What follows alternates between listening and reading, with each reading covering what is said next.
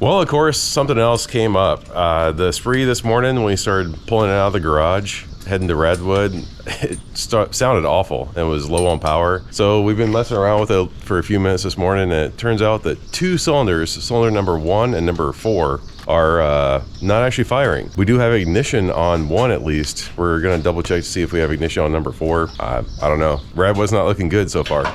So we saw on the laptop that the O2 sensor was reading really low, so I was kind of thinking that it wasn't injecting any fuel for those two cylinders. So Nick grabbed a tube to use as a stethoscope, and he was listening to the injectors, and he could hear 2 and 3 but not hear 1 and 4. Do you have a test light at least? Yeah, I think we need to check if they're getting signal, because it's really strange that 1 and 4. There's got to be something common to 1 and 4.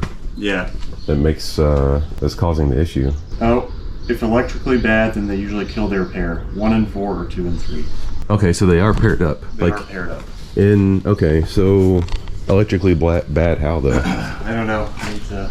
Electrically bad is kind of ambiguous. Like, I wonder if they mean if one injector goes bad, does it then kill the other, or? I think they're linked. Like they're on the same driver.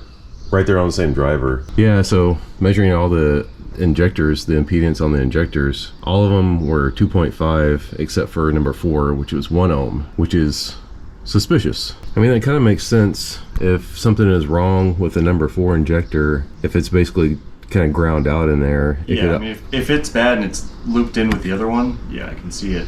Right. Taking them both out.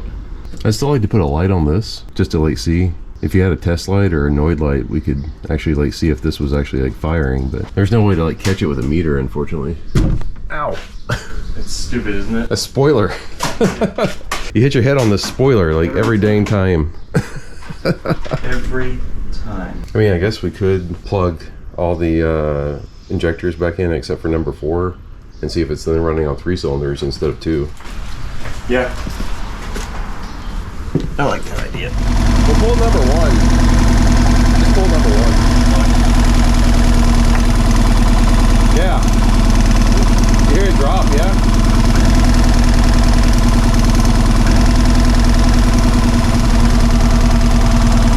Yeah.